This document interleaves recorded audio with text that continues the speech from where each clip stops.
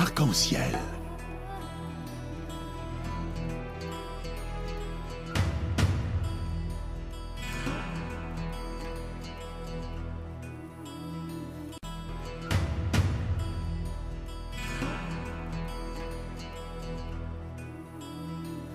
Mesdames et messieurs, retour au direct. Et comme ça a été annoncé, nous sommes heureux d'être en ligne avec Monsieur Selam Saddiq. Bonjour. Bonjour. Bonjour et bienvenue dans l'émission Arc-en-Ciel sur Radio Pluriel. Il faut bien préciser à notre auditoire que Monsieur Selam Saddiq est historien de l'islam contemporain. Je crois, comme tout le monde, vous suivez l'actualité de l'islam en et de France, vous l'avez suivi depuis toujours, vous êtes parmi les rares personnes qui connaissent l'histoire et l'historique de ce dossier, le dossier de l'islam en France depuis sa naissance. Et en même temps, nous vivons une actualité riche. Et chez les uns, c'est très intéressant, mais chez d'autres, c'est un signe d'inquiétude par rapport à l'avenir des institutions qui peuvent être un jour représentatives de l'islam en France dans son ensemble. Que cela inspire pour vous, dans un premier temps, ce déballage entre des membres de CFCM, entre la présidence ou bien entre, directement comme ils l'ont dit, entre M. Ogaras et M. El Moussaoui qui représente l'UMF, mais aussi la naissance d'autres associations, notamment la MIF. Pour comprendre les crises à répétition, parce que c'est pas nouveau, il y a une situation de crise chronique qui est dissimulée par des discours d'auto-justification, de valorisation et de dissimulation des difficultés, mais les difficultés sont réelles. Pour bien les comprendre, il faut examiner les principaux précédents, parce que le problème ne date pas ni de Sarkozy, ni de l'actuel ministre, mais c'est un problème très ancien, et essayer d'examiner les mobiles des principaux acteurs, les anciens et les nouveaux. Alors, le problème mérite d'être examiné du point de vue de l'histoire contemporaine, tellement le problème est ancien, et au moins du point de vue de l'histoire du temps présent, c'est-à-dire aller au-delà des écrits journalistiques plus ou moins bien inspirés par certaines administrations, les mosquées qui ont les plans médias les plus efficaces. Or là, il s'agit de mettre au point les relations entre la République et le culte musulman, qui ont toujours été contentieuses pendant la période coloniale. On ne rappellera jamais assez que la loi de 1905 était applicable à l'islam en vertu de son article 43, et du décret de septembre 1907 en Algérie, puisque l'Algérie c'était 3 départements français, mais il y avait une réelle volonté politique de ne pas appliquer les lois républicaines au-delà de la Méditerranée. C'est ce que Gambetta a résumé en disant la laïcité n'est pas un article d'exportation vers les colonies. Bon. Maintenant, il y a eu la décolonisation dans les conditions dramatiques que l'on sait, et puis une tentative d'oubli de tous ces problèmes pendant une sorte de no man's land historique, jusqu'à ce qu'on découvre que l'islam est la deuxième religion de France au tout début des années 70. Et ça a coïncidé avec le début de la contestation de la part des gens qui étaient résignés, fatalistes, les rapatriés musulmans. Leurs enfants ont grandi dans les hameaux de forestage, voire dans des camps qui avaient servi à enfermer les républicains espagnols, les juifs pendant la guerre mondiale et le FLN pendant la guerre de libération. Bon, quand les plus courageux parmi ces porte-paroles ont protesté, on a créé une commission nationale des Français musulmans sous le président Giscard d'Estaing. Et cette commission a été amenée à examiner le problème du culte musulman. Elle avait des personnalités éminentes comme Ali Merad, qui n'est pas cité, par exemple, dans la prose vraiment qui se croit exhaustive là, de l'Institut Montaigne. Merad n'est pas cité, Harkoun est cité une ou deux fois, Keppel des dizaines de fois. Donc ça vous donne une idée du manque d'impartialité de la part des nouveaux acteurs qui ont sans doute une bonne volonté culturelle, mais qui butent sur la difficulté de comprendre le fond du problème. Et cette commission a été animée par Meral, par Abdelmajid Toki, directeur de recherche au CNRS, par Sir Abdelkader Barakouk, ancien secrétaire d'État en 1957 de la République française, d'origine algérienne des Aurès, Mohamed Sadaq Ourabah, qui était préfet et conseiller d'État, et un autre préfet colonel qui s'appelait Mokdad. Donc c'est l'élite de l'élite, et c'est la commission qui a le mieux travaillé.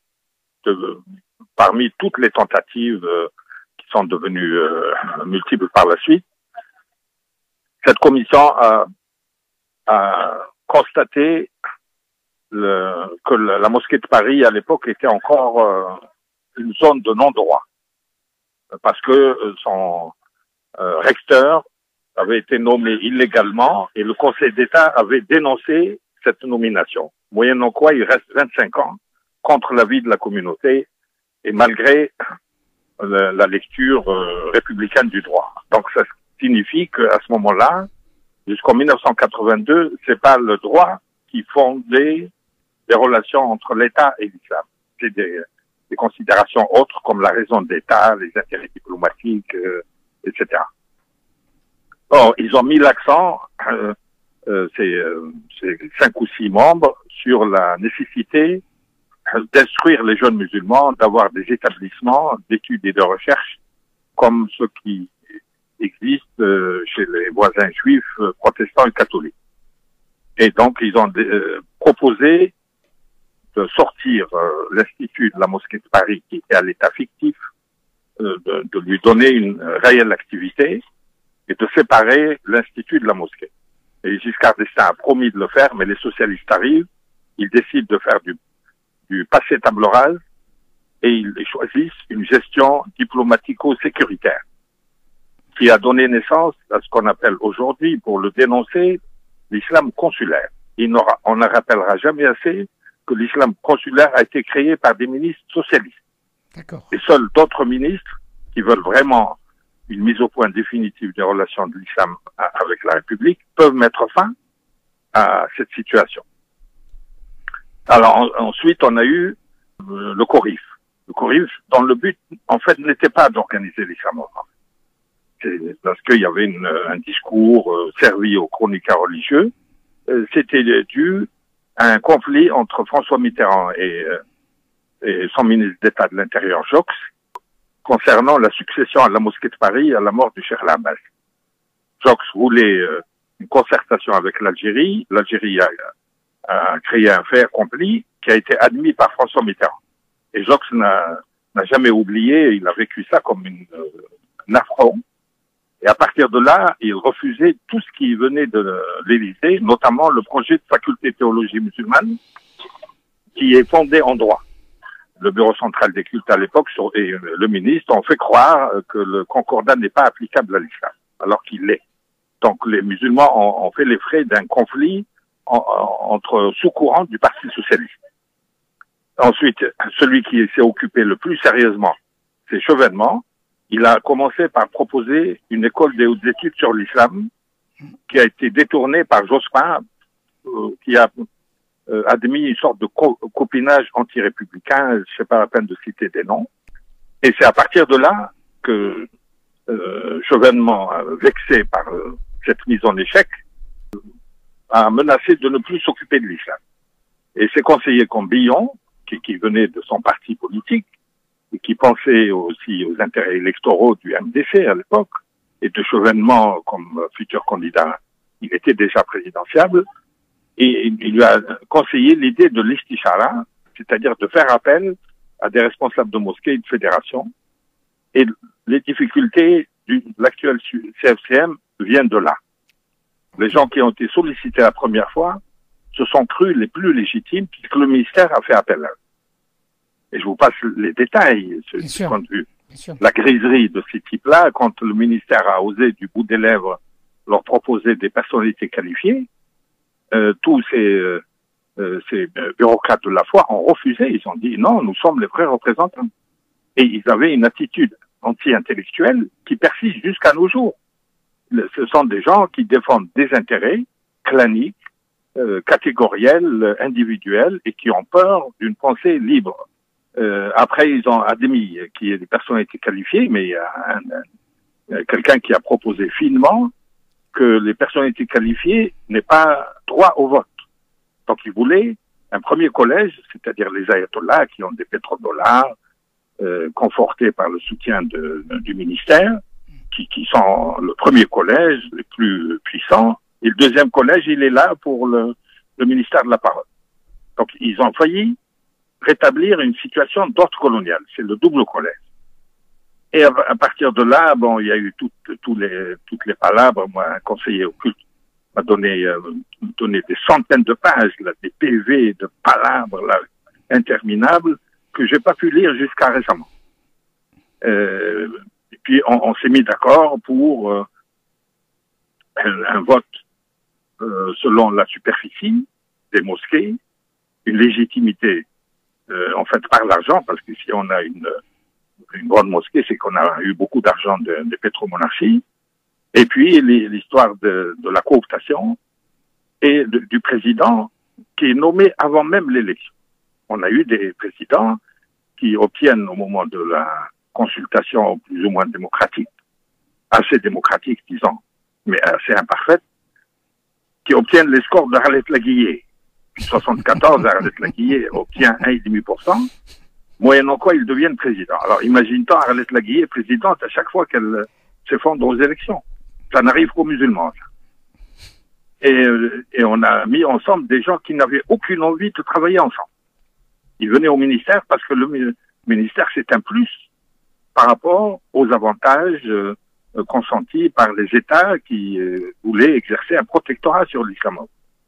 Et les luttes de tendance, etc., qui ressurgissent en ce moment, c'est la conséquence de cette juxtaposition d'organisations qui sont nées dans la rivalité, qui ont grandi dans le conflit et qui n'ont aucune envie de travailler ensemble. Ce qui fait que le CFCM n'est pas une personne morale, au sens exact du mot. C'est une juxtaposition de gens qui ont vivent dans une sorte de paix armée et d'alliances conflictuelles et des alliances qui se font ou se défendent au gré des alternances en France et des changements au Proche-Orient, des changements en Algérie, etc. J'ai bien compris. Donc, il y a toujours une présence forte de l'islam consulaire, même au sein du CFCM. Il n'y a que l'islam consulaire au CFCM. D'accord. Il n'y a pas autre chose. Les autres n'ont pas voix au chapitre. Puisque ces derniers temps, vous avez des gens qui n'ont que la formule islam de France à la bouche, mais qui font le tour des 3 ou 4 ambassades pour préparer la prochaine entourloupe. Prise de pouvoir. Question que j'ai posée à M. Ogras tout à l'heure, hein, donc il m'a répondu, je lui ai posé la question, je vous le redonne. Hein. Je lui ai dit, M. Ogras, comment vous pouvez m'expliquer la réception de M. l'ambassadeur du Royaume du Maroc, de la délégation du CFCM composée de M. Ogras, bien entendu, et M. Anwar Kbibesh et l'avocat Hafiz, je crois, et M. Zkri. Et aussi, derrière, il y avait aussi une rencontre entre l'ambassadeur du Royaume du Maroc, bien entendu, avec M. Moussaoui et M. Dalil Boubacar. Et il m'a dit, ça rentre dans le cadre, tout simplement, des consultations avec les pays qui sont en relation avec l'islam. Voilà. Il faut poser la question aux administrations laïques qui n'ont que la formule islam de France est-ce qu'ils sont sous-renseignés à ce point? Ou bien ils laissent faire? Ils laissent la supercherie et la mystification continuer. Il n'y a pas d'islam de France quand il y a des officiers de renseignement, souvent alcooliques, qui dirigent les mosquées. C'est une humiliation pour la religion musulmane elle-même que de désigner des types comme ça qui transforment les salles de prière où on est en face de Dieu pour obtenir ce qu'on appelle la sakina, la paix intérieure. Et on est là, on trouve que c'est destiné à améliorer la précision du renseignement, l'affairisme et toutes sortes d'activités très éloignées de la religion. C'est le cas actuellement d'après vous? C'est un avilissement de la religion musulmane, ces pratiques-là. Et la persistance de cette faune dans les mosquées, à qui on ne demande pas de compte, qui n'ont même, quelques-uns ont peut-être des comptes à rendre à Dieu, mais d'autres n'ont de comptes à rendre ni à Dieu, ni aux gendarmes. Et vous savez que en arabe, on dit Ra'sul hikma makhafatullah. Comment la crainte de Dieu est le commencement de la sagesse. En laïcité, on dit la crainte du gendarme, à la place de la crainte de Dieu. Alors, c'est des gens qui ont profité d'une sorte d'impunité due au silence d'une opinion musulmane qui existe, qui ne dit rien, mais qui pense pas moins, et parce que c'était le tout sécuritaire introduisait une intimidation implicite, et quiconque ose critiquer, même de manière civilisée, des gens reçus au ministère de l'Intérieur, se trouve intimidé par on a toutes sortes de cas d'intimidation de la part des gens qui se prévalent d'avoir de bonnes relations avec le ministère de l'Intérieur. Et à mon avis, les organisateurs laïcs de l'islam devraient tenir compte de cette création d'un rapport de force implicite. Dès qu'on reçoit des gens au ministère de l'Intérieur, ils se croient supérieurs aux autres, qui n'ont pas mis les pieds à la place Beauvau. C'est quand même... alors que vous avez beaucoup de gens... on le voit avec les photos qui circulent sur les pages Facebook. Hein. Donc on voit un certain nombre de personnes qu'on les voit avec des réceptions, hein, comme vous parlez, hein, avec des gens importants de l'État. Et le lendemain, on les voit sur les pages Facebook, par-ci, par-là, comme quoi j'ai été invité, je suis honoré, machin, parce que j'étais présent dans une réception, ou bien le ministre tel nous a reçus. Et donc, oui, on est loin on est loin des missions. Un dernier exemple, là, c'est au moment de l'élection pour le successeur de Chevènement à la tête de la Fondation de l'Islam de France. Oui. L'avocat que vous citez, au moment de la réunion, considérée par eux comme historique, à l'Institut du monde arabe en janvier, cet avocat a couru derrière le nouveau ministre de l'Intérieur pour lui annoncer qu'il est candidat pour la succession de Chevènement. Et le seul fait d'avoir échangé 2 ou 3 phrases a été considéré comme un soutien à cette candidature. Et les gens qui sont habitués à des méthodes très peu démocratiques considéraient qu'à partir du moment où le ministre de l'Intérieur a pris acte, il a dit « j'ai pris note ». L'autre, c'était considéré comme déjà élu. Accord. Bon, mais quand il n'a pas été élu, il s'en est pris à celui qui a été élu démocratiquement, c'est-à-dire Al Benchir. Et comment en l'écartant de la présentation de l'émission, au motif que c'est incompatible avec la nouvelle fonction, alors que lui, il cumule une demi-douzaine d'autres fonctions plus ou moins occultes. S'il avait été élu, il n'aurait trouvé aucune incompatibilité. Or, ce monsieur est là de la manière la plus illégale possible à la tête de cette émission, dont vous avez l'Institut Montaigne qui a publié des centaines de pages, mais il n'aborde jamais le problème sérieux posé à la République par cette émission.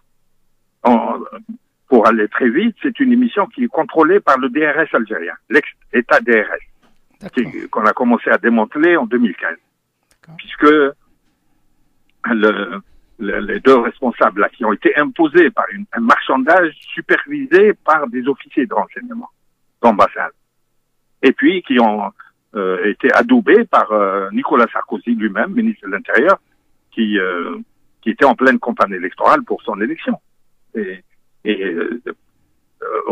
Parce qu'il fallait convaincre la France 2.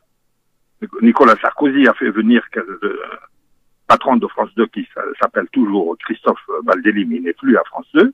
Il avait fait partie de son cabinet au ministère du Budget. Il lui a dit, Christophe, tu vas faire l'émission avec mon ami interne, qui était là, l'avocat. Donc c'est une désignation qui n'a fait l'objet d'aucune consultation. Et il y a les bénévoles de l'association qui avaient été créés au ministère de l'Intérieur.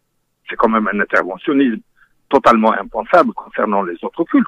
Il y aurait eu des manifestations dans la rue.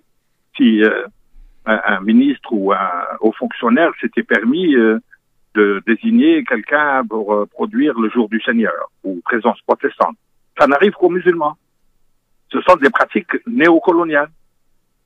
Et il y a quelqu'un d'autre qui ne paraît jamais à l'écran, mais qui a hérité des prérogatives vraiment illimitées de certains Baba Miské, paix à son âme, qui avait été désigné par un précédent conseiller occulte 3 ministres socialistes. parce que c'est son copain dans le soutien au Polisario. Or, Baba Miské était un fonctionnaire à l'UNESCO, il a perdu son poste pour je ne sais quelle erreur, et il est venu pleurnicher au ministère. Le ministère est intervenu pour lui trouver un job dans cette émission où je passe les détails. Là, ça mérite un gros bouquin, ça, pour les trafics, les mensonges soutenus par des hauts fonctionnaires laïcs et républicains. Et ce type-là a profité de la maladie du vieux président de Connaître l'Islam, qui avait été nommé, lui, à son tour, par 3 ministres socialistes de 83.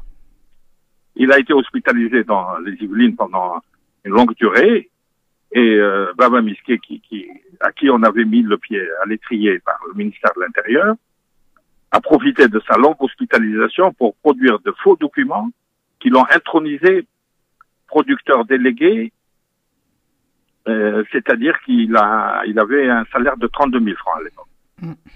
Et on a quelqu'un qui est maintenant producteur-réalisateur qui a hérité de ses prérogatives à la suite d'un marchandage supervisé par le DRS algérien, parce que l'avocat et ce successeur de Baba Miské ne cachent pas leur lien avec des généraux majors du DRS algérien pour intimider les autres membres, transformer en bénéouis, pour qu'ils disent amen à chacune de leurs lubies. Donc il y a un trafic d'influence, si j'ai bien compris. Oui, et ce type-là, il a l'équivalent de 6 000 euros, et c'est lui c'est un ancien technicien de mosaïque, et qui veut donner des ordres à un brillant intellectuel comme Raleb. Ce sont des gens qui sont foncièrement anti-intellectuels. Ce sont des bureaucrates qui veulent multiplier les privilèges au nom de la religion qu'ils connaissent très mal, et parfois qu'ils ne pratiquent pas. Et il crée des difficultés. Moi, je suis pas toujours d'accord avec mon ami Raleb, mais c'est quand même un intellectuel, brillant conférencier qui répond à la considérable demande d'informations sur l'islam en province que nous n'arrivons pas à satisfaire parce que l'émission ne satisfait pas. Eh ben, il se trouve sanctionné parce que l'autre n'a pas pu se faire élire de manière à améliorer sa carte de visite. C'est scandaleux. Et il profite du fait que l'opinion, il y a un organisateur laïque de l'islam qui m'a dit il n'y a pas d'opinion musulmane. Parce qu'il croyait à l'impunité, mais maintenant, quand on a les jeunes Algériens qui arrivent à vaincre la peur, bien sûr. Donc il y a une opinion, mais qui était intimidée et qui était découragée par l'opacité savamment entretenue par cette bureaucratie religieuse. Et moi, j'ai un seul... le fait que l'Institut Montaigne mette son grain de sel est en soi une bonne chose, parce qu'il pose de vrais problèmes sans apporter toujours les bonnes solutions à cause d'une insuffisante connaissance du dossier. C'est un dossier très compliqué, et c'est pas en lisant un sociologue sécuritaire comme Keppel qu'on arrivera à régler ces questions-là. Keppel n'en a que pour l'islam radical, pour rentabiliser la peur à des fins de subvention, etc. Ça s'est retourné contre lui. J'en parle pas. Mais quand on a un musulman qui vient avec la meilleure intention du monde et qui cite plusieurs dizaines de fois Gilles Keppel, c'est une occasion manquée qui vient s'ajouter aux nombreux autres. Monsieur Slam Saddeq, vous avez parlé, vous avez fait un bilan, comme vous le savez, le temps presse, mais il y a un autre sujet qui m'interpelle, que vous connaissez, bien entendu, la personne à qui je vais annoncer son nom, c'est que tout simplement, il y a dans cette pagaille, j'ose dire, donc vous avez évoqué un autre volet que personne d'autre jusqu'à maintenant l'a évoqué de cette manière détaillée, de ce trafic d'influence sur des postes décisionnaires concernant l'islam ici en France. Il y a aussi l'arrivée d'un nouveau courant. Ce nouveau courant nommé le Conseil des minorités musulmanes, qui est dirigé par M. Nouaimi en Émirats arabes unis, mais par contre, sur le sol français, il est géré par M. Mohamed Bouchari, que vous connaissez, que beaucoup de monde connaissent. Comment peut-on expliquer cette implication sur l'islam en France, et notamment avec ce monsieur Mohamed Al-Bouchari? Bon, c'est quelqu'un qui, a priori, est très sympathique. C'est pour ça qu'il nous a tous utilisés pour les besoins de colloques Pompe-Afrique. Il a été, il travaillait beaucoup avec les Libyens, c'est-à-dire les services libyens et le Qatar. lui ont financé un institut bidon qui a fini par fermer, mais qui a fait illusion. Il suffit d'une carte de visite d'un site internet, les gens croient que c'est le Harvard sur Seine mais alors il se passe rien. Et lui n'avait que le mot fiqh al-aqalliyat qui lui a rapporté beaucoup de subventions, mais alors que l'on n'a pas besoin. Par exemple, ça lui a rapporté, paraît-il, je dis ça au conditionnel parce que je vais pas l'accabler sans preuve et j'ai pas le temps d'enquêter sur des manipulateurs comme ça, une thèse de l'université de l'Azhar où il n'a jamais mis les pieds. Et même l'Azhar, vous avez le conseil scientifique qui travaille beaucoup avec la mukhabarat égyptienne, mais donc c'est des gens qui sont pas nés de la dernière pluie, mais ils se sont laissés tromper par Béchari qui a dit à un moment le gouvernement français me charge de la formation des imams. C'est parce la FNMF a gagné les élections de 2013. Il était à la tête de la FNMF. Mais quand l'ambassade du Maroc a ordonné aux associations membres de la FNMF de le quitter, il s'est retrouvé avec un groupe d'Oujda, que j'appelle. Mais c'est pas celui de Bouteflika, mais le groupe d'Oujda cette ville d'Oujda, elle est assez célèbre maintenant, hein? Oui, mais elle n'a pas fait que du bien pour le Maghreb. Et encore moins pour l'islam en France. Je vous en prie, continuez. Ce grand théologien et bureaucrate de la foi, Béchari lui dit je vais vous faire détacher en France par voie diplomatique pour que vous supervisiez la formation des imams. Qui jusqu'à ça, c'était en 2003. On est en 2019, il se passe rien, ou pratiquement rien en matière de formation des imams. Parce qu'il y a même des instituts qui forment des imams, mais les diplômés ne sont pas recrutés. On fait venir des imams qui ne connaissent pas le français.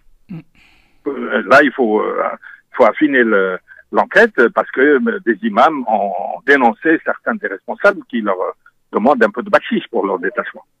Quand il y a un enrichissement illicite comme ça, on fait durer le plaisir. Il y a plusieurs vagues d'instituts qui deviennent progressivement sérieux, plusieurs promotions, et dans aucun membre des diplômés n'a pu être recruté imam. Ça, c'est un vrai problème à poser au futur CFCM. En échange de la promesse par le président de la FNMF de faire de ce théologien de l'Azhar le formateur unique des imams en France, il lui a signé un diplôme qui est un faux diplôme. Et c'est pas le seul diplôme de l'islam en France. Là, le jour où on ouvrira la boîte de Pandore, il y aura beaucoup de surprises. Bon. Et Béchari n'avait que le mot islam de France à la bouche. Je l'ai aidé, moi, à ce moment-là. J'avoue avoir été naïf avec d'autres amis, comme Bernard Godard aussi, qui était au ministère, qui savait qui il est, mais on croyait qu'il allait s'améliorer. Il a été à la tête d'une dizaine de commissions après la création du premier CFC.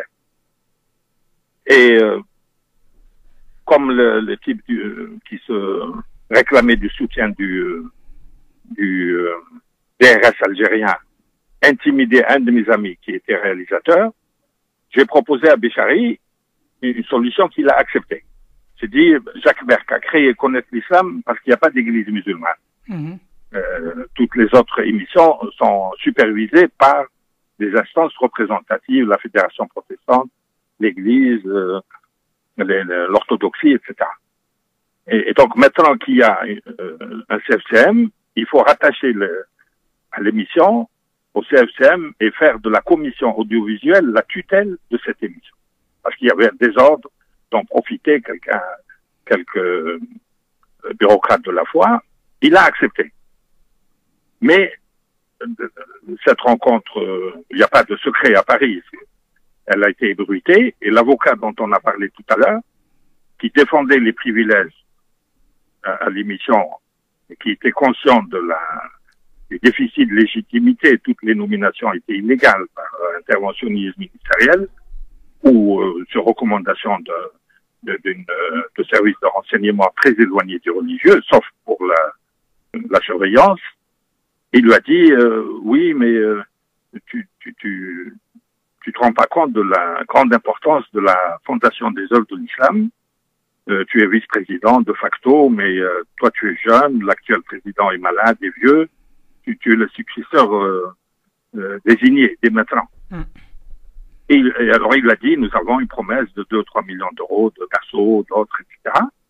Et ben Béchari a accepté et a renoncé à mettre de l'ordre dans l'émission. Mais lui qui se croit très malin, il s'est fait avoir par cet avocat.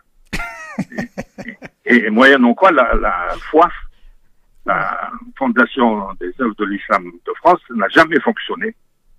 Et tout le monde en veut à Bernard Cazeneuve qui a créé, qui a été assez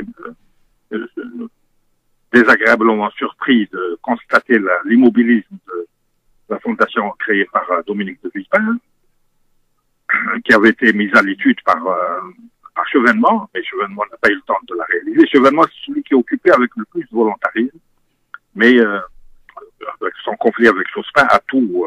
Ah oui, justement, ce que vous avez dit tout à l'heure, oui, justement.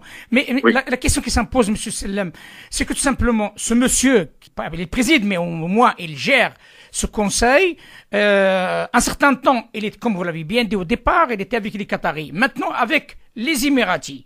Donc, comme vous l'avez bien dit, il était il était en Libye. D'autres personnes disaient qu'il était en Mauritanie, il était au Maroc, il était en France. Parfois, j'entendais parler même l'Algérie. C'est quoi sa vocation réelle et surtout les ennemis qu'il avait auparavant, il devient, pour lui, devient ses amis actuellement. Et ça, on l'a pu constater, tout le monde l'a constaté récemment au Maroc, lors de le salon du livre, et la rencontre qui avait lieu avec monsieur Abdallah Boussouf, au moment où le Maroc est en conflit réel avec les Émirats arabes unis et l'Arabie saoudite. Oui, alors il y a des responsables de mosquées en France qui considèrent que les mosquées, ça sert d'abord pour la zakat et les deniers du culte pour collecter de l'argent. La prière, n'est qu'un prétexte. Béchari, il considère que l'islam et les slogans de Fakal Akaliyat, l'islam de France, ça sert à obtenir le maximum de financement. Or, il a été avec le plus fort, celui qui lui verse le plus, il a été avec les Libyens. Je ne m'attarde pas sur la contrepartie des financements qu'il a eu, parce qu'il a joué des rôles occultes très contestables et très éloignés du religieux. Ensuite, il a été avec le Qatar, qui était en rivalité avec l'Arabie saoudite. Il voulait jouer un rôle mondial au nom de la religion, mais depuis le changement d'émir, le Qatar et la Cheikh Hamouza a révisé en baisse ses ambitions. Et Béchari a réussi le tour de force de cumuler les avantages très substantiels consentis à la fois par le Qatar et la Libye qui étaient en conflit, puisque l'Émirat du Qatar a joué un rôle dans le démantèlement de la Libye. Mais lui, il avait les deux. Bon. Maintenant, il y a les Émirats qui étaient à l'écart de cette affaire-là. Maintenant, ils veulent jouer un rôle mondial au nom de l'islam. L'Arabie saoudite ayant atteint un palier qu'elle ne pouvait pas aller plus loin, et puis l'argent affecté de très loin, ça conduit à des formes de corruption. De corruption, et puis d'autant plus implicite quand c'est l'argent public, on peut porter plainte s'il y a une association, un membre de l'association. Quand c'est l'argent qui est collecté à la Mecque pendant les 10 derniers jours du Ramadan, il n'y a aucun moyen de contester, mais ça crée le soupçon, la méfiance dans les mosquées, alors que la mosquée, c'est un lieu de confiance, de fraternité et d'abandon à Dieu. Ça a pollué l'atmosphère des mosquées, ce flux d'argent. Or, ce qu'il est convenu d'appeler l'islam marocain, il est le plus émietté, le plus atomisé, beaucoup plus que les autres pays. Ce sont des gens qui étaient en guerre, mais maintenant, d'après les renseignements qu'on a, ils sont en train de se réconcilier grâce à l'argent promis par les Émirats. Eh ben. Bon. Alors, les Émirats, il faut se souvenir que c'est eux qui ont ordonné au maréchal Haftar de se rapprocher de la frontière algérienne.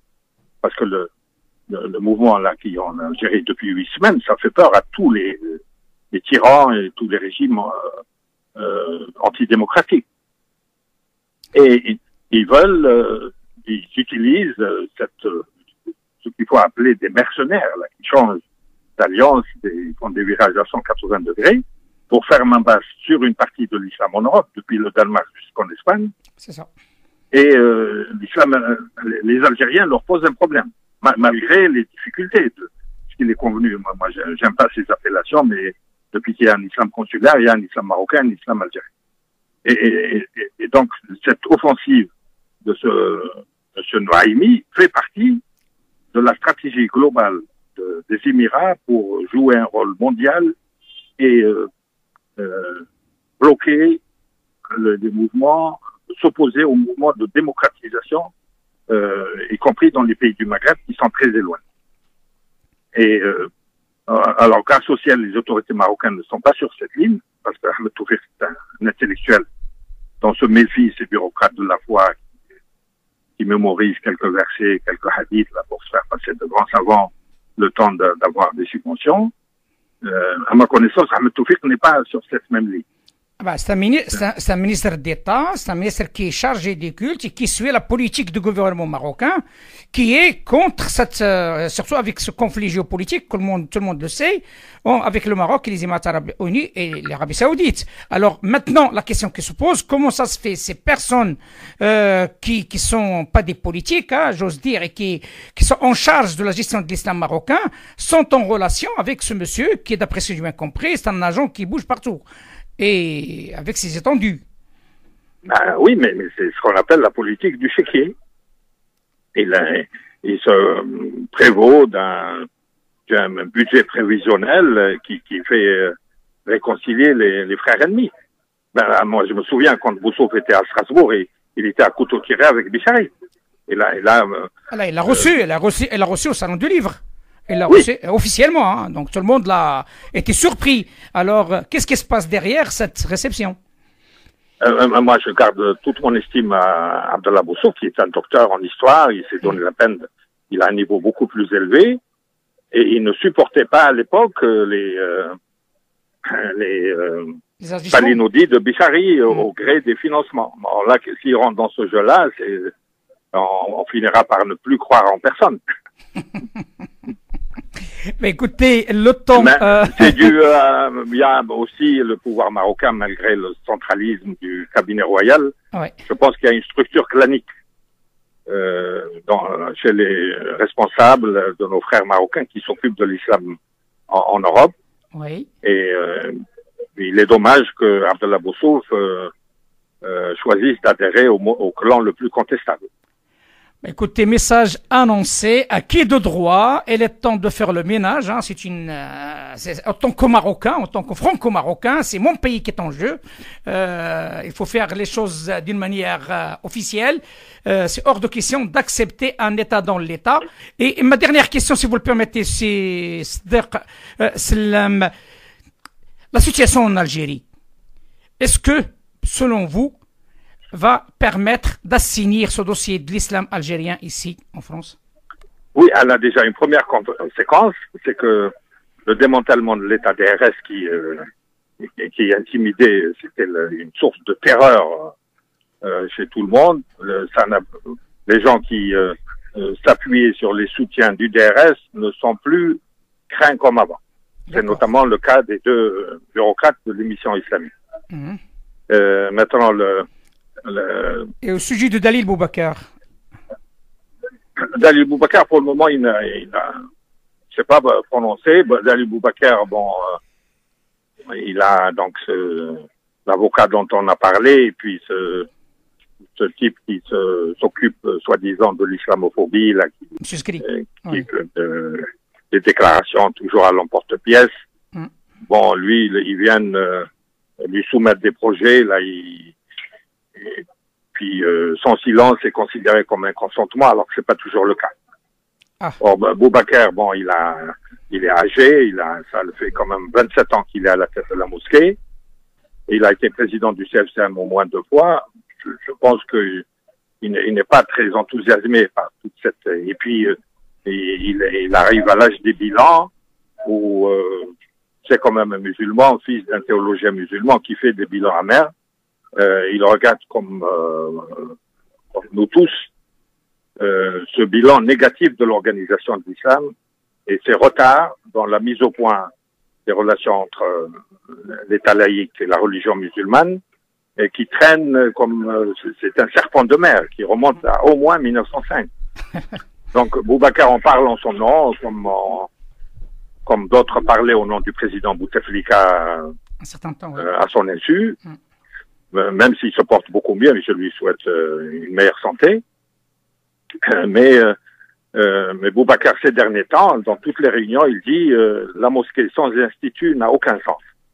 Donc il veut assurer un rayonnement à l'Institut musulman de Paris qui est très qui a beaucoup de demandes d'inscription, mais dont les moyens restent très limités.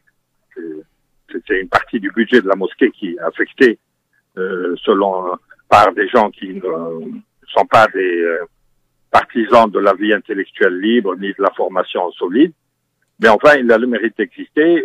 Il y a un noyau qui mérite d'être réformé.